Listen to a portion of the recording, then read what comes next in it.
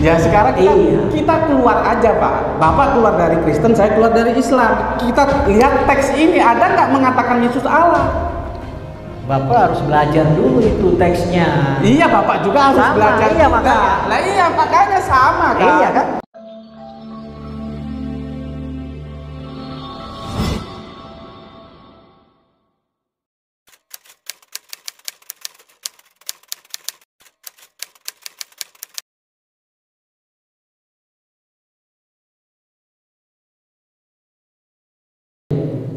Begini loh Pak. Nah, jadi jangan memaksakan bukan memaksa. Kita kan berawal dari teks baru. Saya mau katakan itu bukan begitu kalau Kristen memandang teks kita. Tapi ya, Jokowi Pak ya, sampean tanya, Anda presiden bukan? Apa jawabnya dia? Presiden. Coba Yesus tanya, Anda Allah? Iya, makanya ditanya kan, apakah engkau Mesias anak Allah? Ya, katakan kan dari sini.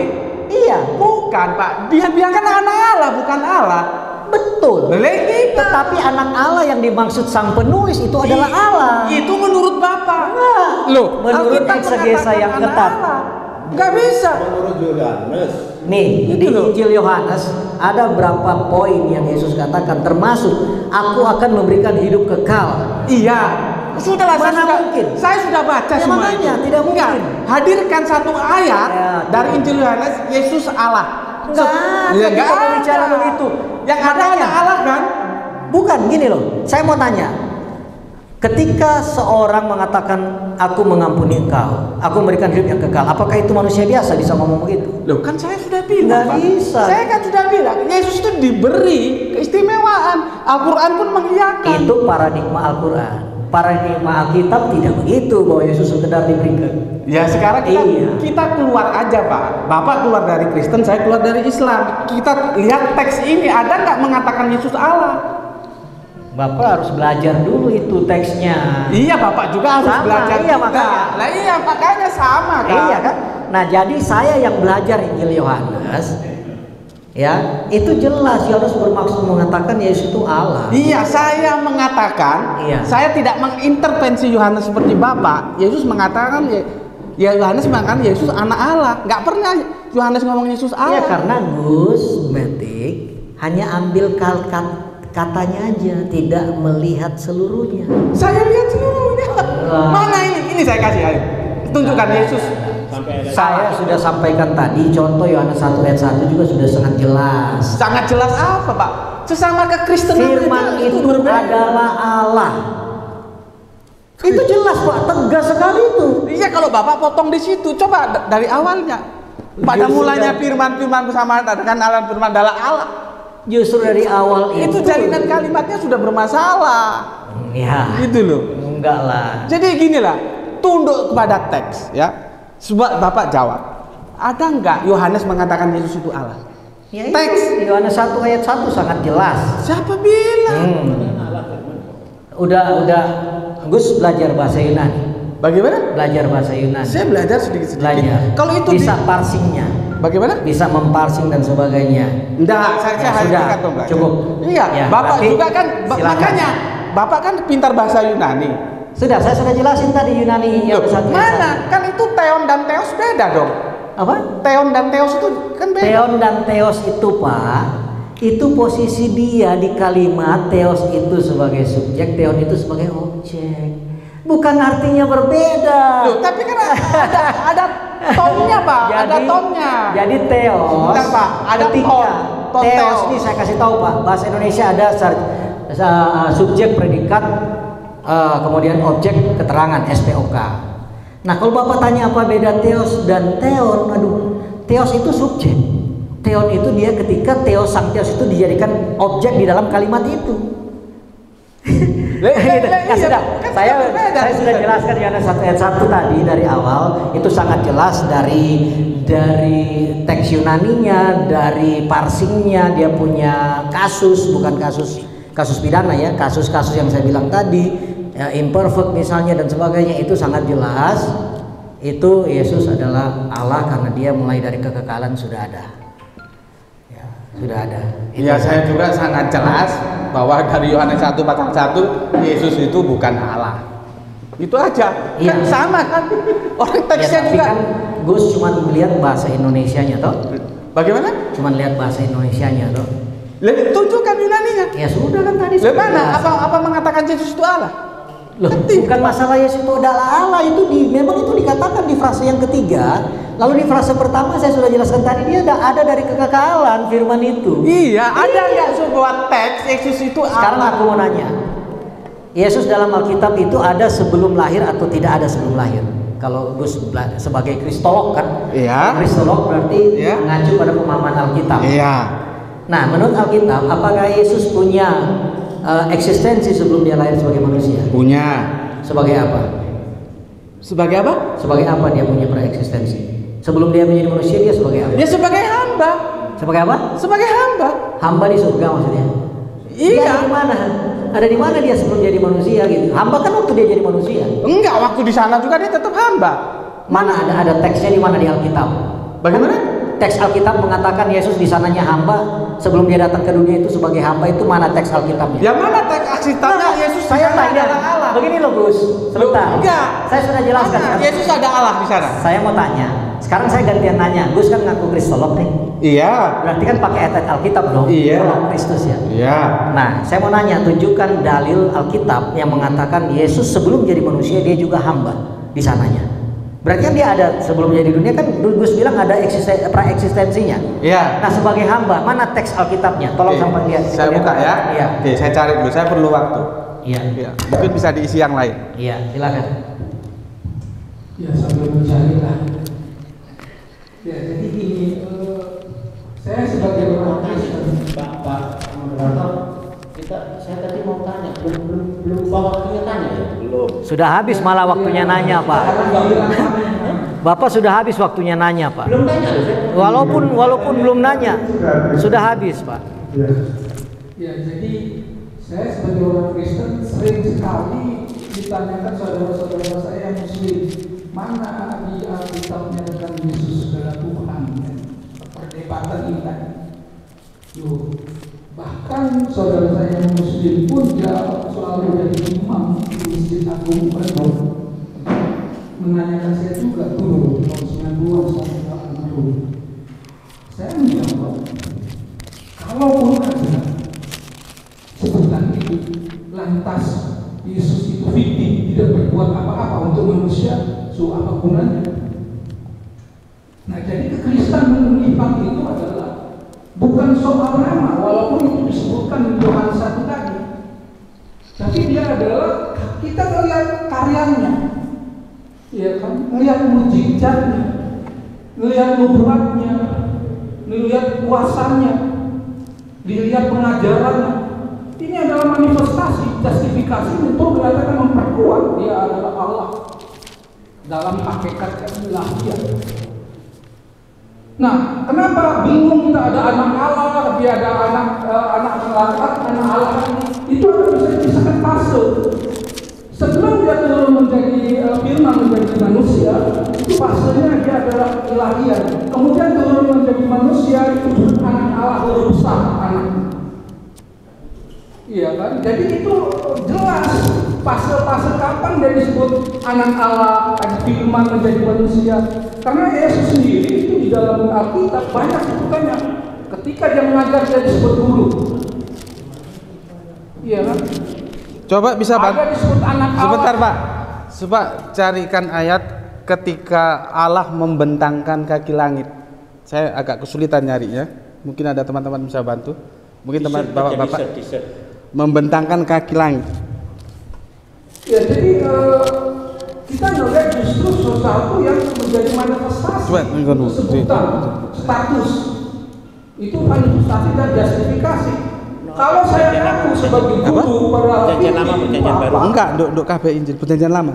Demikian sedikit tambahan. Iya, sambil Gus Betik nyari ayatnya, saya mengingatkan presentasi tadi saya di awal, karena kan hanya disoroti Yohanes 1 ayat 1. Itu kan sudah, ya silakan kalau Gus memahaminya begitu. Saya mau ingatkan yang saya presentasi tadi, misalnya Yesaya pasal 9 ayat 6. Ya, sebab ini nubuatan Nabi Yesaya terhadap Yesus, dikatakan bahwa namanya akan disebut penasihat ajaib, Allah yang perkasa. Oh, lari ke sana, Pak. Kalau lari ke sana aku udah ketemu ayatnya, aku nggak usah cari, kita bahas itu. Iya, nggak apa-apa. Saya sedang kan tadi saya bahas ini. Oke, Pak. Ya, saya bahas itu surat berapa itu? Surat Yesaya berapa? 9 ayat 6. Yesaya. Ya, Jadi Allah saya yang perkasa, Bapa yang kekal. Oke, Jadi Pak. itu, jadi Yesus tidak harus mengikuti logika Gus Betik mengaku dia Allah. Sekarang Tetapi perhatikan, ada Pak. bertaburan. Gini, Pak. Sebentar, Gus. Ada bertaburan teks-teks dalam Alkitab yang menunjukkan Yesus itu adalah Allah. Ya, lalu kemudian dua ayat yang saya kutip, misalnya 1 Petrus 3 ayat 42, yang duduk di sebelah kanan Allah, ya. Setelah ia naik ke sorga, jadi duduk di sebelah kanan. Lalu Wahyu 22 ayat 3, tahta Allah dan tahta anak domba. Jadi ada dua tahta itu di surga. Tahta Allah kalau secara kita mau artikan secara literal gitu ya, tapi tentu itu bukan bermakna begitu. Tapi yang akan kita lihat di sini, dan hamba-hambanya akan beribadah kepadanya. Siapa itu? Yaitu anak domba di tahtanya itu. Jadi dari situ, pada masa akhir nanti, itu jelas Yesus adalah pusat penyembahan di sorga. Itu saya ingatkan. Jadi tidak harus kita dipuaskan oleh Alkitab bahwa Alkitab harus ada catatan Yesus mengatakan akulah Allah dan sembahlah aku. Tidak harus begitu. Tetapi banyak bertaburan teks dari Kejadian sampai Wahyu yang menunjukkan salah satunya sifat-sifat Allah itu ada dalam diri dia, yang akhirnya secara logis kita bisa berkesimpulan bahwa memang dia itu adalah Allah. Dan ada fakta-fakta yang ditunjukkan nubuatan-nubuatan dalam Alkitab, termasuk yang saya baca beberapa tadi, termasuk Wahyu 22 ayat 3, Yesus menjadi pusat penyembahan nanti. Dia punya tahta anak domba dan dia menjadi pusat. Dikatakan di sini hamba-hambanya akan beribadah kepadanya. Jadi ibadah itu nggak mungkin dia manusia hanya hamba, lalu orang beribadah kepada dia, kecuali dia itu ada Allah sendiri. Sudah? Sudah, Gus. Oke. Sekarang kita supaya tidak terlalu kemana-mana, kita coba kupas Yesaya. Saya sebelum tadi mau cari ayat ya, cuman karena Bapak lari ke sini oke lah. Iya, ayat yang mengatakan itu tadi, Gus tetap harus cari itu, Gus. Iya. Iya, bahwa Yesus itu apa tadi? Ya, Hamba. Yesus hamba sebelum menjadi manusia, Pak ya. Iya, hamba. Iya. Dia tetap Yesus hamba. tadi Gus mengatakan Yesus punya praeksistensi. Hamba juga. Dan itu statusnya hamba. Hamba, iya. Oke. Oke. Kita diskusikan yang Yesaya 9 ayat 6, Pak ya. Ya, Pak ya. Itu kan menurut Bapak itu nubuah itu mengarah kepada Yesus begitu kan? Iya. Iya, Pak. Iya. Iya. Saya bacakan, Pak ya. Yesaya 9 ayat 5. Sebab seorang anak telah lahir untuk kita, seorang putra telah diberikan untuk kita.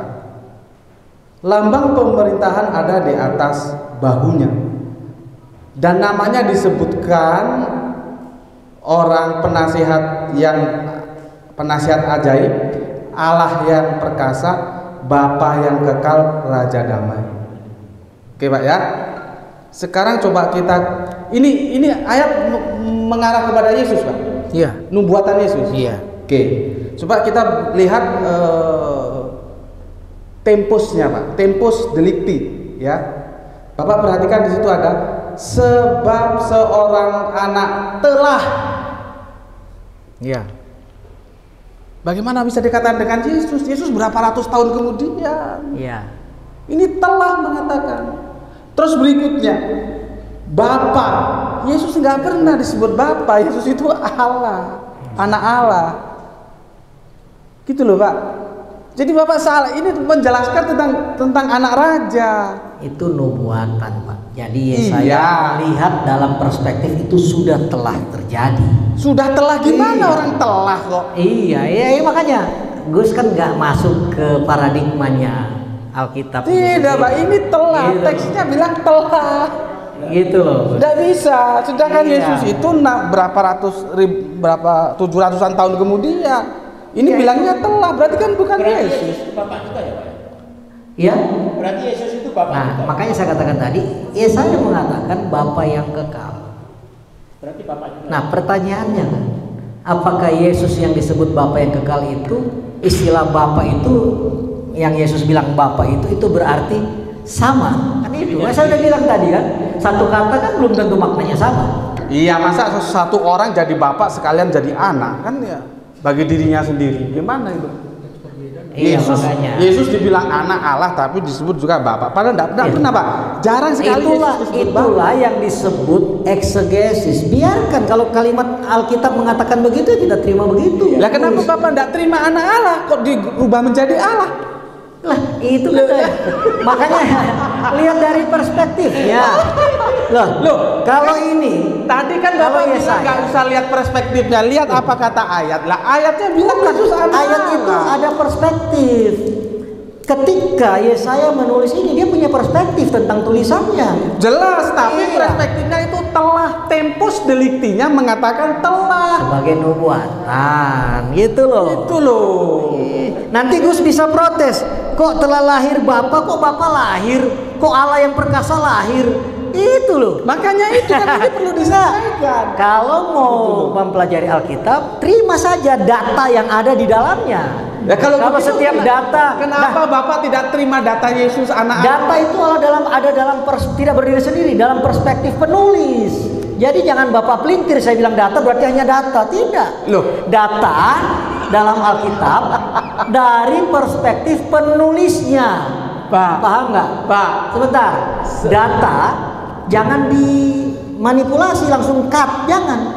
Data dari perspektif sang penulis. Kan gitu.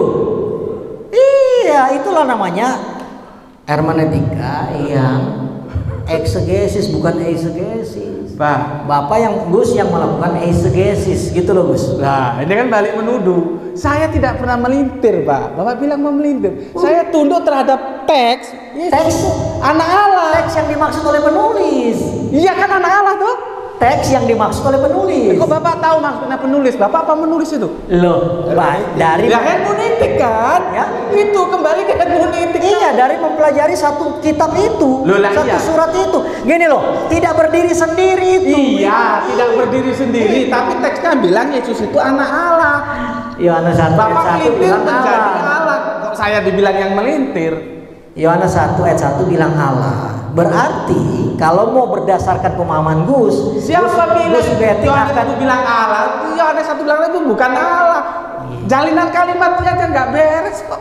sudah hilang. Nah itu, ini kan gini loh Gus. Makanya kita batasi, nggak mungkin kalau Gus bilang jalinan kalimatnya nggak beres, ini nggak akan ketemu, yang akan terjadi debat kusir. Loh, ketemu, nah, sebentar Pak. Gus, sebentar, Sebentar, ketemu. Sebentar, Kan saya sebentar. bilang tadi, Sebentar, kalau enggak. sebentar, saya mau jelasin dulu Gus, bagian Iya, saya iya, sekarang. iya.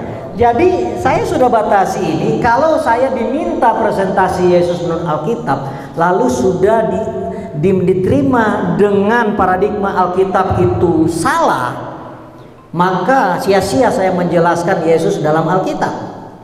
Jadi konsekuensinya, walaupun Gus menganggap Alkitab misalnya sudah salah dan sebagainya, dalam diskusi ini nggak boleh begitu.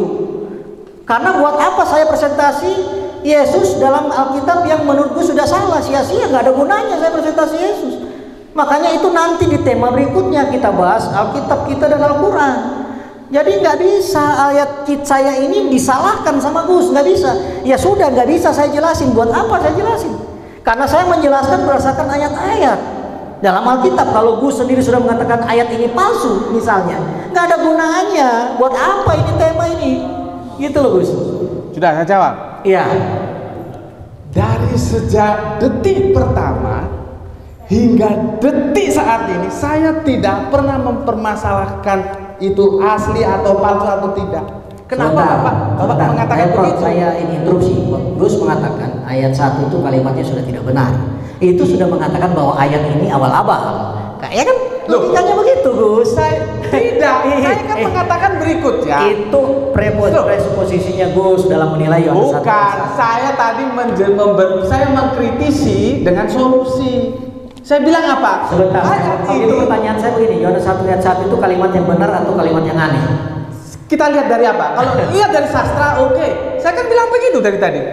Kalau ini kita terima sebagai sastra, karya sastra, tidak ada masalah. Tapi kalau ini bukan karya sastra, bermasalah. Jadi saya bukan mengkritisi tanpa solusi, Pak. Tapi kan Bapak potong. Lalu kalau dan itu... saya, sebentar Pak. Saya tetap menghargai Bapak, ya. Dari tadi saya tidak pernah mengatakan ayat ini palsu atau enggak. Saya kan tidak mengatakan itu. Tadi bilang ayatnya nggak jelas. Loh, tadi kan saya bilang Pak, saya memberikan solusi, ya, bukan hanya mengkritisi. Kalau saya lihat dalam perspektif sastra itu tidak masalah. Kan dari awal saja saya sudah bilang begitu, gitu Pak. Jadi Bapak jangan mengatakan sesuatu yang saya tidak katakan. Saya belum mengatakan ini palsu atau tidak. Oke, saya katakan itu karena statement Gus, kalimat itu tidak jelas. Itu aja. Iya, tapi kan saya memberikan solusi. Enggak, masalah solusi nanti next nggak step. bisa dong, Bapak. Kalau solusi, Gus, kami tidak pernah melihat. Kami melihat itu sebagai justru Yohanes menanamkan sebuah landasan teologis. Kalau Gus melihat Injil-Injil yang lain, dia tidak mulai dengan itu. Justru Yohanes berbeda, makanya Matius, Markus, Lukas kami sebut sebagai Injil sinoptik. Ada kesamaan persepsi menceritakan itu. Yohanes justru berbeda. Dia mulai dengan sebuah, katakanlah kalau bahasa sehari-hari ini, semacam doktrinnya, teologisnya. Itu yang kami percayai. Jadi Gus nggak usah kasih solusi bahwa itu sastra ke kami, enggak. Loh, tidak Pak. Ya, tapi yang saya tekankan tadi, Gus bilang ini kata kalimatnya saja tidak jelas. Jadi kalau sebagai teologi, sebagai bentuk, saya katakan nih, Yohanes menyusun itu sebagai bentuk teologinya Yohanes, kristologi Yohanes 1 ayat 1. Oke, menurut saya. Ya. Ya, lalu kan Gus bilang enggak, itu bukan teologi, nggak bisa begitu. Itu bermasalah kalimat itu kalau teologi, kan gitu. Ya. Maka jalan keluarnya adalah sastra. Diterima sama Gus kalau sastra kan? Iya. Ya kita nggak mau itu landasan teologis Yohanes. Yohanes sedang memaparkan, memberi makna siapa Yesus itu. Gitu, bukan sekedar baca puisi. Iya, tapi di situ juga tidak bisa Bapak katakan bahwa itu mengatakan Yesus sebagai Allah. Bagaimana? Aku bersama-sama dengan Dia. Dia itu Allah terus.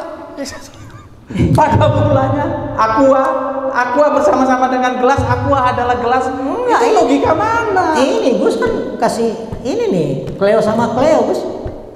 Bisa dua Cleo. Karena Bapak ya, Bapak pendeta. Atau ginilah supaya ini, beda. Pak, itu enggak Cleo. Karena pandangan Bapak sudah memposisikan Yesus sebagai Allah. Itu loh. Jadi nggak bisa. Ini air mineral ya. Hakikatnya air mineral. Oke? Betul kan? Setuju ya, ini air mineral. Ya. Nah, pada mulanya ini firman. Disebutnya air mineral ini atau Cleo. Lalu ada aqua. Cleo ini bersama-sama dengan aqua. Ya. Cleo adalah aqua. Dan Cleo ini adalah Aqua. Mineral. Iya. Ya sudah Pak, nyerah saya Pak kalau gitu Pak. Pak, saya nyerah wis. Sebentar, dalam pengertian Cleo itu gini adalah Enggak, Cleo sudah dalam Pak, sudah Pak. pengertian Saya Allah. nyerah Pak, nyerah, angkat tangan sudah. Nyerah saya. Nyerah. Oke, mungkin ada yang dilanjut silakan. Ini Sebentar, Gus cari dulu itu ayat tadi. sudah saya nyerah wis, saya nyerah. Nyerah. Oh, ya berarti nggak ada ayatnya. Oke, mungkin mau memberikan jawaban. Saya konsisten jadi kabar dengan berangkat dari hermeneutik. Hermeneutik itu adalah sebuah metode memahami kitab Bible. Dan dengan hermeneutik itu maka berbagai pemahaman bisa ditunjukkan. Itu pemahaman saya yang saya pahami itu. Dan dari ini menurut saya kita membukti itu. Dari tadi Pak Baca mengatakan menurut Yohanes. Padahal bukan menurut Yohanes, menurut Fakadina. Menurut pemahaman Fakadina. Sedangkan apakah Yohanes mengatakan seperti itu? Tunggu.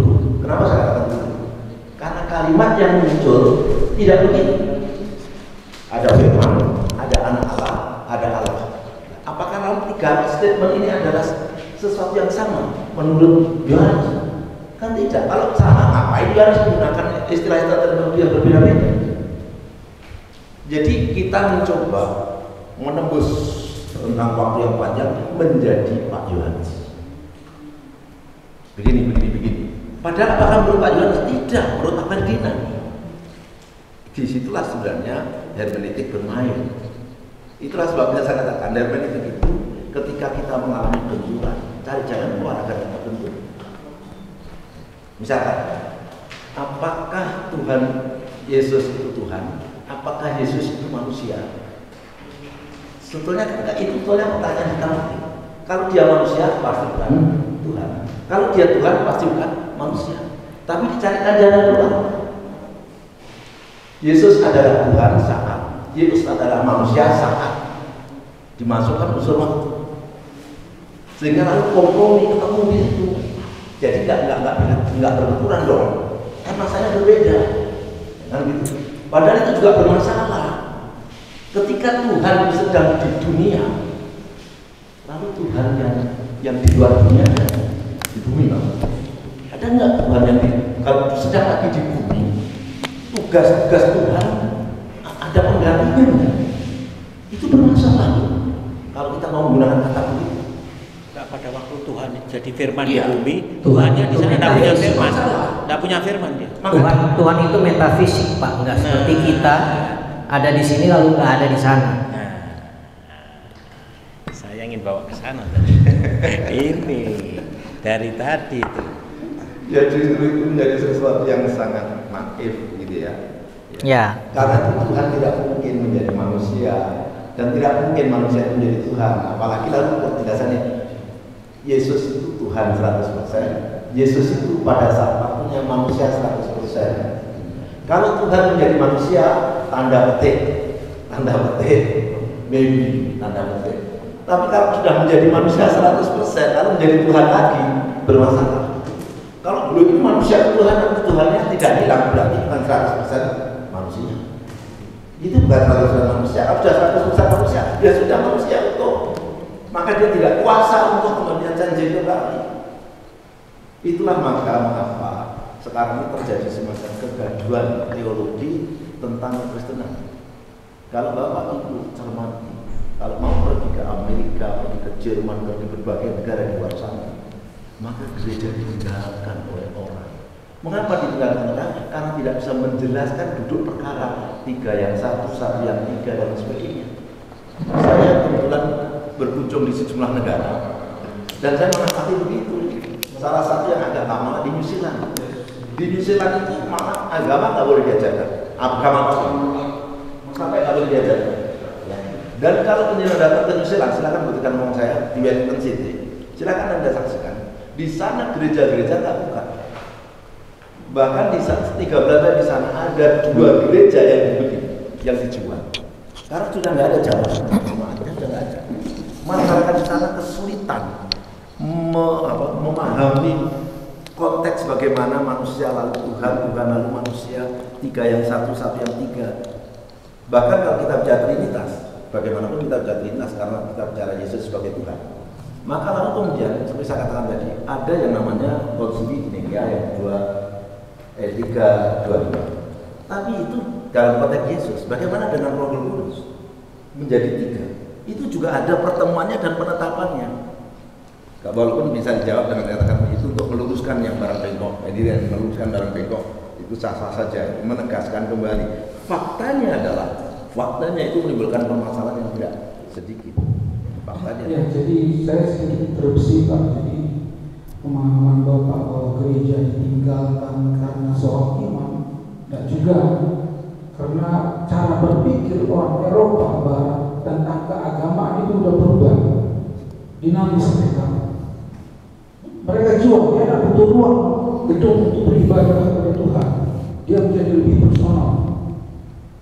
Nah sekarang banyak orang Muslim di Eropa mencari tempat untuk beribadah karena dari imigran ya dijual lagi itu, dan itu punya nilai untuk mereka melakukan charity, yayasan-yayasan untuk peduli ke dunia lain, untuk bantuan-bantuan, biaya dari jual gedung gereja.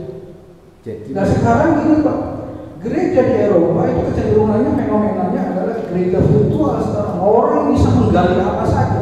Dan jangan lupa masyarakat Barat itu textbook thinking, dia membahas sesuatu itu dari buku, bukan dari katanya. Itu jadi berat berjuta-juta buku tentang filsafat agama dan sebagainya di sana. Silakan, tapi tidak berarti bahwa itu mereka tidak tahu tentang agama.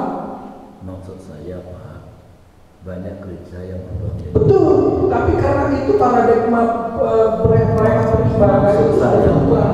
banyak orang yang berbondong-bondong meninggalkan kekristenan. Tidak ada. Silakan lihat data, silakan lihat berita. Saya kebetulan melihat dengan mata Justru di kepala. Timur Tengah sekarang fenomena udah berbeda. Saya melihat dengan mata kepala sendiri, ya karena saya datang, saya juga berdialog berdiskus dengan sejumlah orang, dan saya juga punya catatan-catatan buku bagaimana peristiwa itu terjadi. Jadi itu permasalahannya. Duduk permasalahan tentang bagaimana Tuhan manusia yang Tuhan tadi itu menjadi permasalahan yang sedemikian rupa. Itu saya katakan tadi, penetapannya saja ada waktunya. Dan itu menimbulkan permasalahan, walaupun sekali ini tidak dijawab sebagai bentuk perurusan. Karena ketika konsili 2325 itu bicara soal Yesus sebagai Tuhan, belum bicara soal Roh Kudus. Roh Kudus ada waktunya sendiri. Jadi ada semacam tahapan, ya. Dari duinitas menjadi trinitas itu ada proses tahapannya. Dari mana Pak? Dari apa? Bahasa saya duinitas, bahasa saya. Iya. Karena sampai hari ini masih ada duinitarian. Ya, kan sampai sini masih ada sahabat bapak yang duinitarian kan, yang seksi Yehova tadi. Ya, sampai hari ini mengakui Tuhan itu satu, bukan Yesus sebagai Tuhan. Ya. Jadi ada duinitarian, ada duinitarian saat terjadi 2325. Lalu kemudian tahun berapa yang terjadi kemudian trinitarian. Proses dari dui sampai ke tri, sebuah proses tentang eksistensi Tuhan itu mengindikasikan apa? Itulah sebabnya lalu berbondong-bondong orang meninggalkan agama. Saya pernah ada mahasiswa dari Australia. Saya interupsi dulu Pak. Kalau Bapak mengatakan gara-gara pemahaman Trinitas orang berbondong-bondong meninggalkan Kristen, itu butuh riset yang lebih cukup Pak. Nggak bisa ini, kalau saya bisa katakan kalau Bapak belum bikin riset itu asumsi. Baik. Ya, jadi saya setuju karena saya tidak melakukan. Iya, makanya itu berasumsi. Tetapi saya berbincang dengan sejumlah orang yang Iya. menjelaskan itu dan Apapun itu praduga aja. Itu belum bisa disepakati. Suatu saat ada mahasiswa lagi riset di Indonesia yang tentang Iya. berbicara tentang Islam, riset tentang Islam, lalu kemudian saya berbincang-bincang dengan dia sebagai mahasiswa yang mengatakan, Kristen itu bukan mayoritas Pak, yang mayoritas itu agnosis. Di sana dia mayoritas agnosis, bukan Kristen, bukan Islam, tapi adalah agnosis. Loh, kok kenapa begitu? Kebetulan salah satu dosen saya di Message University itu adalah seorang putra, anak putri, tapi ini putri ya, putri dari seorang pendeta yang kemudian dia mengatakan sendiri, I'm not agnostic. Seperti itu. Setelah kita berbincang, ya seperti itu terjadi semacam kegalauan. Ya. Jadi kalau bicara itu fenomena perpindahan agama itu terjadi dari agama manapun. Jadi nggak bisa. Kalau kita lihat juga, ya itu biasa bagi saya. Kristen masuk Islam, Islam masuk Kristen juga banyak Pak. Jadi nggak seperti itulah kalau menurut saya ya. Nggak seperti itu. Makanya itu saya bilang asumsi. Ada banyak aspek Pak. Itu kompleks. Sebuah kompleksitas di sebuah negara maju atau di benua yang maju itu sangat kompleks. Jadi seperti itu. Yang saya sampaikan kembali adalah bahwa Bapak telah mencoba memahami dengan metode yang Bapak sebut tadi, memahami kitab-kitab yang dalam bahasa saya bahwa Bapak sebenarnya sedang menembus masa lalu dan Bapak menjadi seorang Yohanes dan kemudian Bapak memahami bahwa Yohanes itu seperti itu. Mohon maaf tanpa bertanya dulu pada Yohanes karena memang tidak mungkin ketemu. Tapi karena itu Yohanes, bahkan Yohanes artinya menurut Yohanes. Pedangkan Yohanes sendiri Belum tentu itu.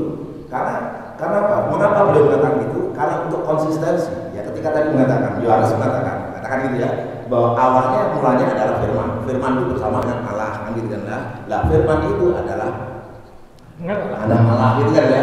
Firman itu adalah Allah, Pak, bukan anak Allah.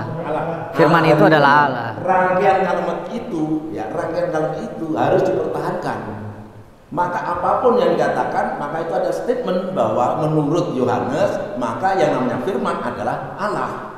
Pak, tapi kalau itu saya kan, Pak, Bapak mengatakan saya ingin jadi Yohanes kan.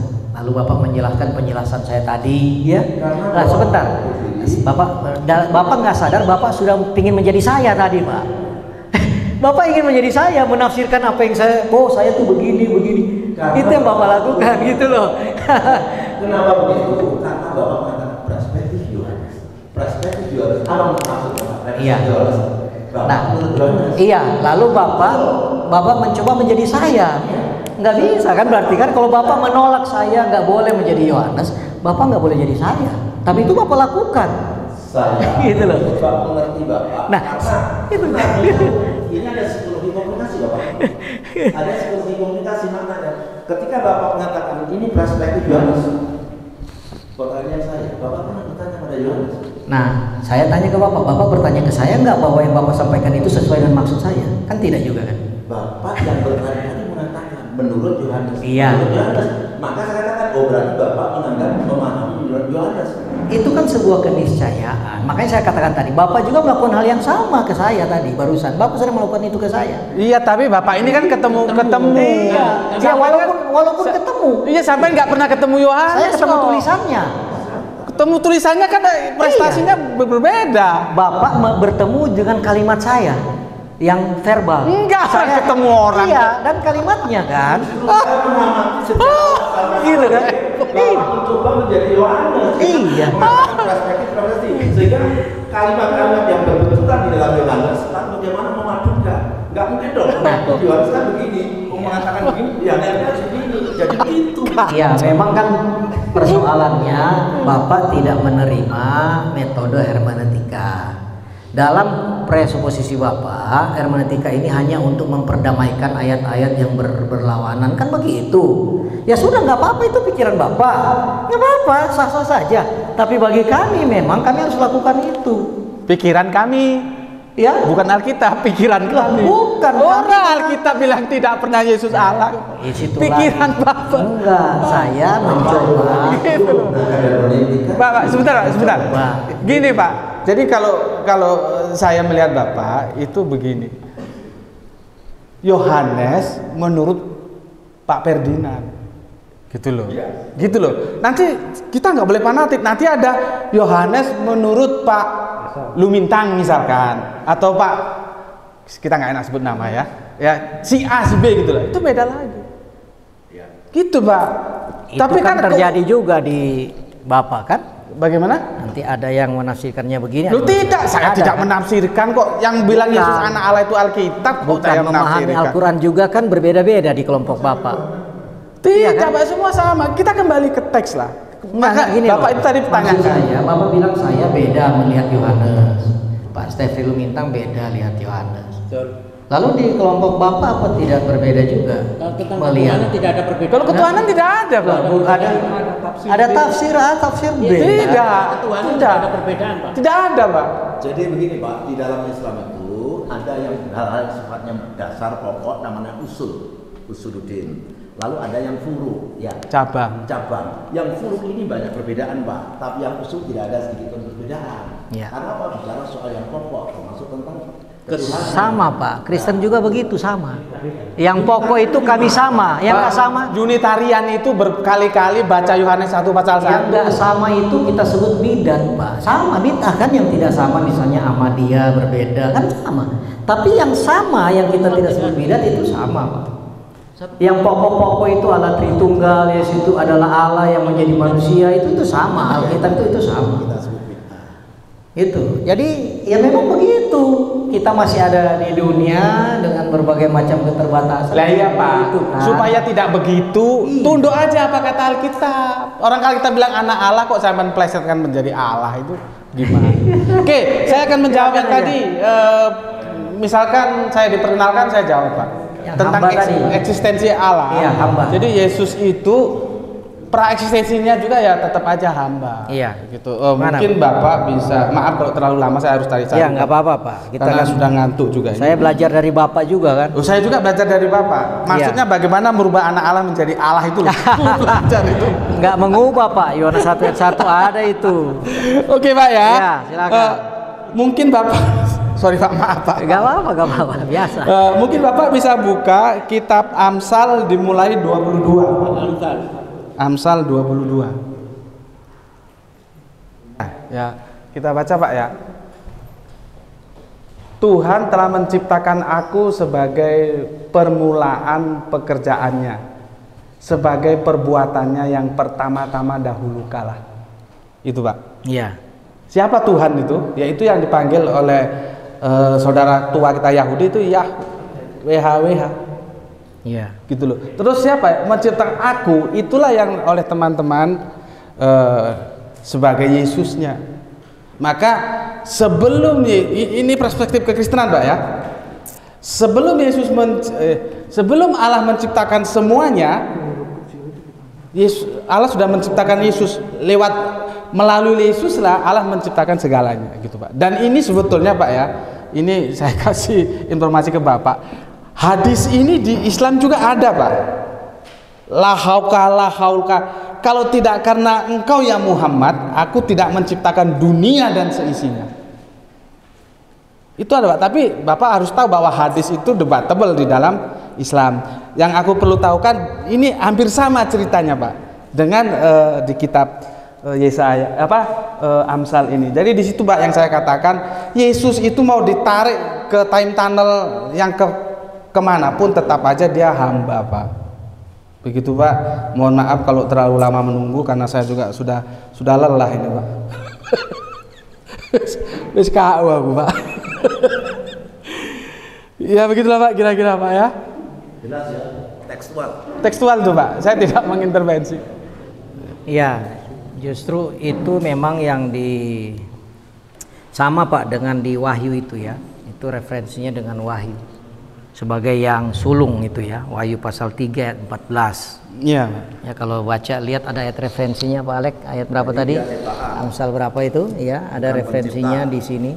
Ayat referensi Wahyu 3 ayat 14. Wahyu coba Wahyu. Iya, Wahyu 3 ayat 14. jadi makhluk bukan khalik. Tetap ciptaan Pak, walaupun dia ditarik ke praeksistensi gitu.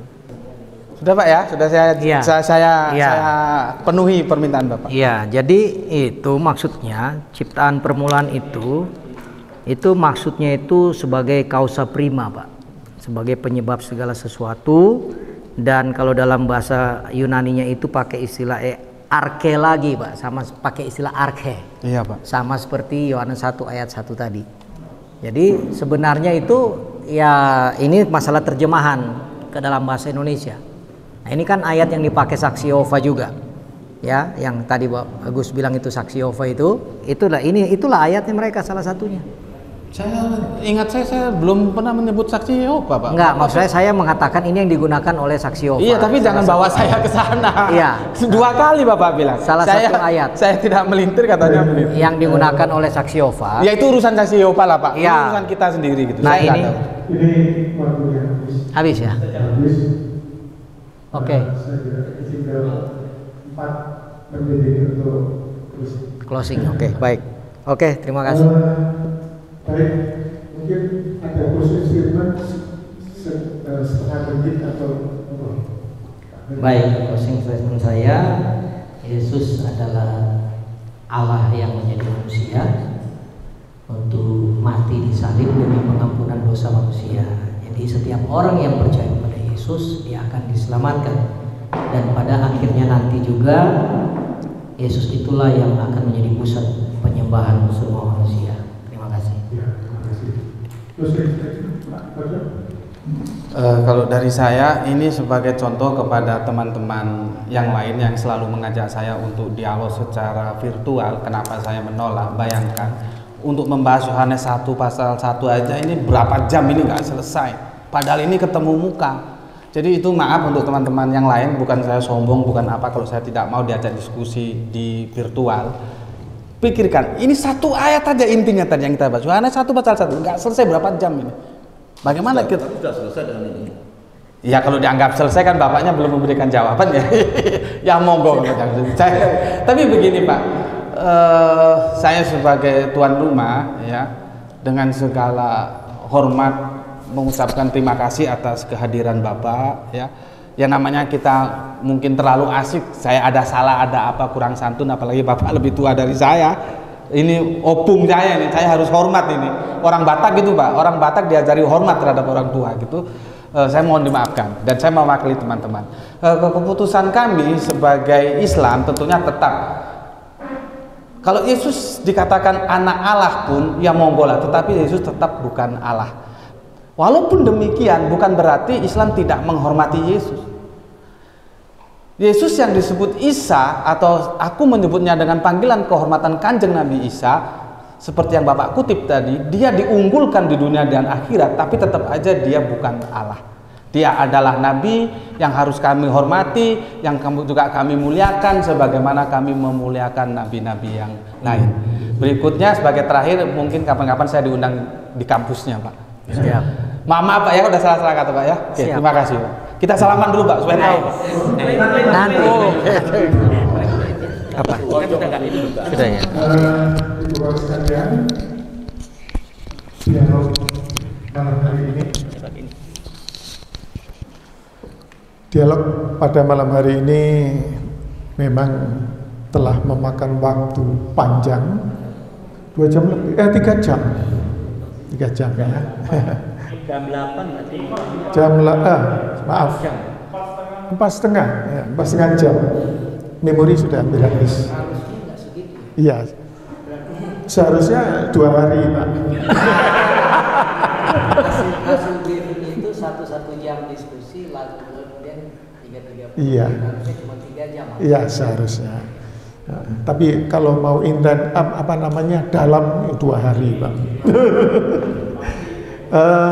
Baik Bapak sekalian, kita perlu kalau saya boleh menyimpulkan secara sederhana, suatu masalah itu kalau dipahami sama, maka selanjutnya ya sudah tidak akan ada masalah. Tetapi kalau satu masalah dipahami dari berbagai sudut pandang ternyata nggak selesai-selesai, nah ini yang jadi pertanyaan, tentu ada masalah kan gitu. Nah jadi ini saya kira bisa dikembangkan simpulan ini. Ibu bapak sekalian, saya habis juga baterainya. Saya sebagai moderator mengucapkan terima kasih atas kehadiran kita semua, terutama kepada para narasumber, Pak Ferdinand, kemudian Pak Alex dan Pak Asa, ya. Kemudian Pak Koco, Pak Ahmad dan Pak Suryadi. Saya ucapkan terima kasih sebanyak-banyaknya atas kesediaan mencurahkan semua pengetahuannya pada diskusi malam hari ini. Semoga ini menjadi perbendaharaan pengetahuan bagi kita bersama. Yang jelas tidak ada yang sia-sia, semuanya menjadi perbendaharaan baru ya bagi yang belum tahu, atau tambahan perbendaharaan bagi kita semua, dan kita bisa memanfaatkan itu untuk belajar lebih jauh lagi. Terima kasih kepada yang hadir semuanya. Mudah-mudahan kita mendapatkan hikmah dari pertemuan kali ini. Mudah-mudahan bermanfaat bagi kita bersama. Terima kasih. Assalamualaikum warahmatullahi wabarakatuh. Waalaikumsalam.